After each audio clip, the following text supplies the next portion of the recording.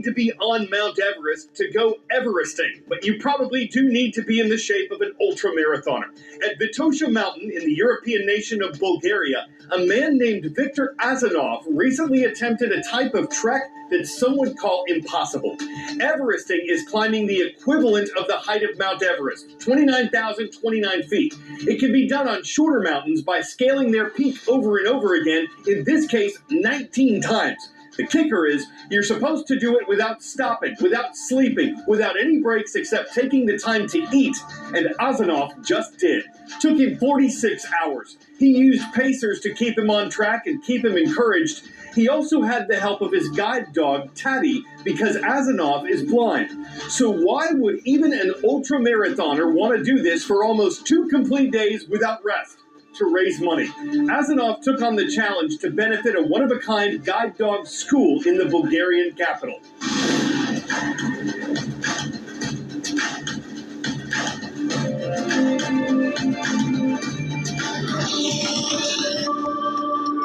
It means the world to have you watching The World from A to Z. I'm Carl Azus. Last Tuesday, when we reported on the pressures facing American teenagers, we mentioned that 60% of the girls surveyed by the Pew Research Center said they were planning to go to college. It was 46% for boys, who were a bit more likely to say they were planning to attend a vocational school, join the military, or enter the workforce right out of high school.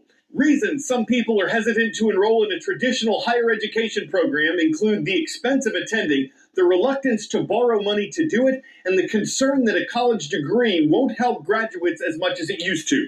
Over the past 5 years, dozens of American colleges have closed down or merged with other schools, and analysts say dozens more may do that over the next 5 years. Across the board, freshman enrollment did grow last fall, according to info from the National Student Clearinghouse Research Center. But that growth wasn't evenly spread across all degree programs. For instance, the number of students pursuing bachelor's degrees grew by 2.9%. Those seeking associate's degrees grew by 6.3%. Those going for certificates jumped by almost 10%. So analysts are seeing more growth in shorter-term programs. For students contemplating college, one expert interviewed by U.S. News and World Report encourages them to look at school outcomes. What kind of results have graduates had after attending a given college? Other experts have said it's a good idea to find out where the jobs are and to pursue studies that can best position you to get one. The cost of college has risen dramatically in the last 3 decades. Inflation and increasing operating costs have caused colleges to charge more. They're also receiving less federal funding. There's no doubt that college in the U.S. is expensive. Alex Gailey is an analyst at financial company Bankrate. They recently broke down the cost of tuition plus fees like room and board for this current academic year and estimated the average in-state tuition and room and board at a public four-year college was nearly $25,000 a year. Out-of-state students paid an average of $44,000 a year. A private four-year college costs close to $59,000 a year. I think people just aren't feeling like maybe the ROI of college degrees is the same as it was a few decades ago. There are things students can do to lower some of these costs. One way to immediately cut down the cost of college is being willing to attend a college that is near where you live and living at home. Consider attending a community college and then transferring to a four-year college. Apply for work-study jobs. Look into financial help like student loans, scholarships, and grants. And choose a degree with a positive return on your investment. I'm Jen Sullivan. Upward knowledge. In 1840, an English scientist and chemist produced the first detailed photograph of what? A person, the moon, the heart, a coral reef. The first known photograph of a person was taken in 1838 by Louis Daguerre, but another researcher used his process to capture the moon in 1840.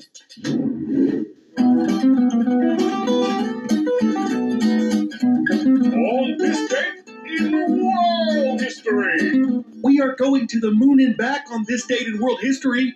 The first known detailed photo of the moon was taken in 1840. The daguerreotype by scientist and photographer John Draper showed craters, mountains, valleys, and other rocky terrain that hadn't been seen before. One of the moon's craters is named after John Draper's son, Henry, who was also a photographer. On March 26, 1934, driving tests were introduced for the first time in the United Kingdom. It came at a time when an average of 7,000 people died in car accidents there each year. And Egypt and Israel signed a historic peace treaty on this date in 1979, formally ending 3 decades of hostilities between the two neighboring countries. The treaty had been agreed upon the previous year, and the two nations' leaders shared a Nobel Peace Prize for making it. History isn't only in textbooks, it's all around you. At Educational Travel Adventures, we take students beyond the classroom and out into the world. Your adventure starts here.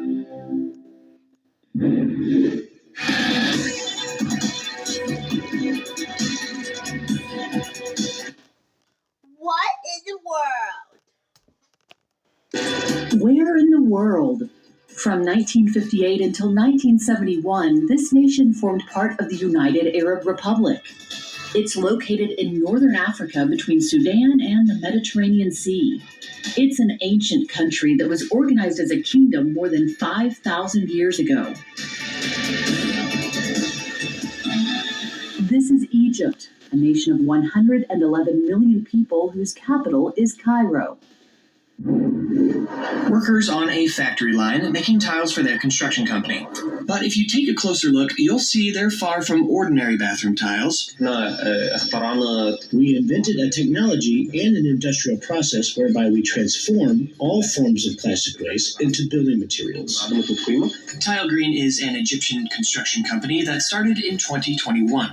It uses plastics that are hard to recycle and often end up in dumpsters or littering streets, like used food containers and plastic bags, to create building materials. We manufacture a material called polymer aggregate composite, where we mix plastic waste with natural aggregates. The term natural aggregates refers to several elements that have been added together, in this case gravel and sand, and the company then mixes these with plastic trash particles to form a gray sludge. Then it is poured into molds and pushed down by a hydraulic press. Once the excess sludge is scraped off, you're left with a nice tile brick. This small factory just outside of Cairo produces about 5,000 tiles a month.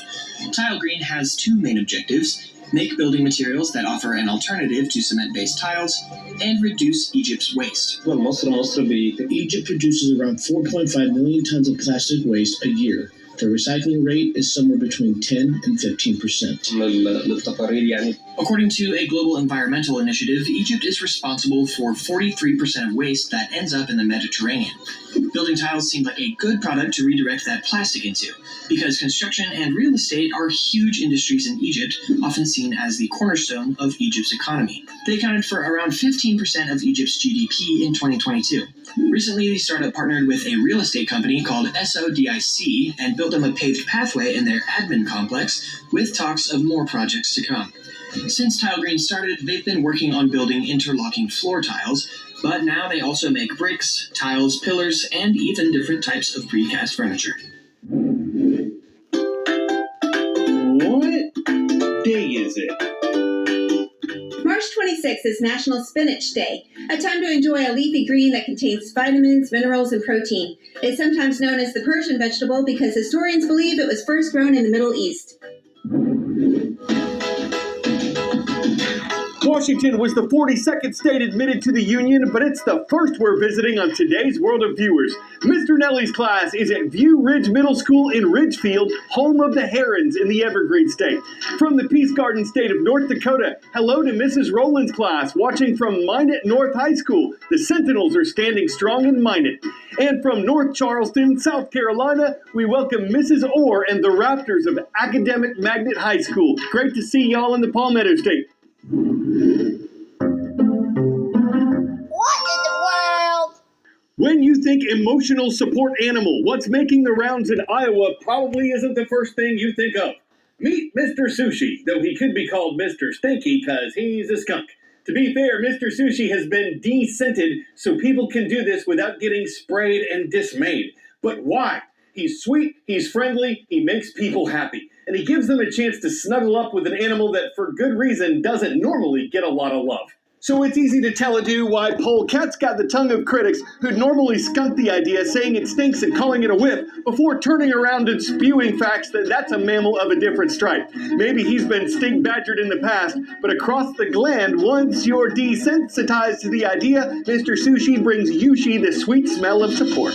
I'm Carl Azus, peddling pungent puns on the world from A to Z. Thank you for watching this Wednesday.